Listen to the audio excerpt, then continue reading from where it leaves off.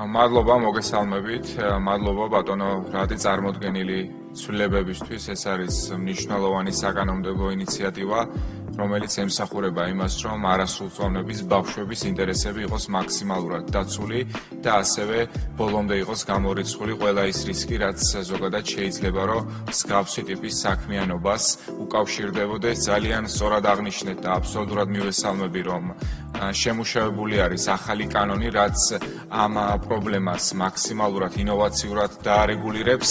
ერთი კითხვა მექნება, რაც უკავშირდება მათ შორის ჩვენ გვქონდა შესაძლებლობა საკომიტეტო განხილვის დროს, რომ ამ საკითხზე გვემსჯელა. ხშირად არის შემთხვევა, რომელიც უკავშირდება მოქალაქეობის არ მქონე ბავშვებს, ზოგადად მოქალაქეობის არ მქონე პირებს, ან რომელიც უკავშირდება ისეთ პირებს, რომლებიც არ არიან იდენტიფიცირებული შესაბამისი უწყებების მხრიდან. ხომ არ ფიქრობთ, რომ ამ კანონით უნდა მოხდეს ამ საკითხის რეგულირება, ან შეგვიძლია, რომ რა თქმა უნდა დამატებით ვიმსჯელოთ. ამასთან დაკავშირებით არის ასობით ისეთი ბავშვი, რასაც არაერთი კვლევაც ადასტურებს, რომელიც არ არის იდენტიფიცირებული და ზოგადად მათ არ აქვთ მოქალაქეობა არც ერთი ქვეყნის.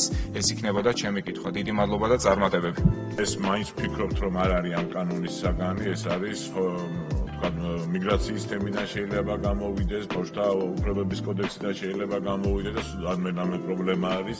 ამ კანონის ჭრილში არ უნდა დავინახოთ, იმიტომ რომ ესეთი ბავშვები თუ არიან, არ უნდა ჩავთვალოთ აპრიორი, რომ ისინი კანონთან კონფლიქტში არიან. შეიძლება იყოს ბავშვი, როგორც ბატონმა გიორგიმ აღნიშნა, რომელსაც არც ერთი ქვეყნის მოქალაქეობა ესე თქვა არ ჰქონდეს, მაგრამ აპრიორი არ უნდა გამოვიხილოთ, რომ ის კანონთან კონფლიქტში მყოფი ბავშვია. დამატებით შეგვიძლია გავიაროთ კონსულტაციები, მე მგონია სხვა სამსახურების საქმე უფრო იქნება ეს, ვიდრე მულტიდისციპლინური ჯგუფის ან მხარდაჭერისა და რეაბილიტაციის ცენტრის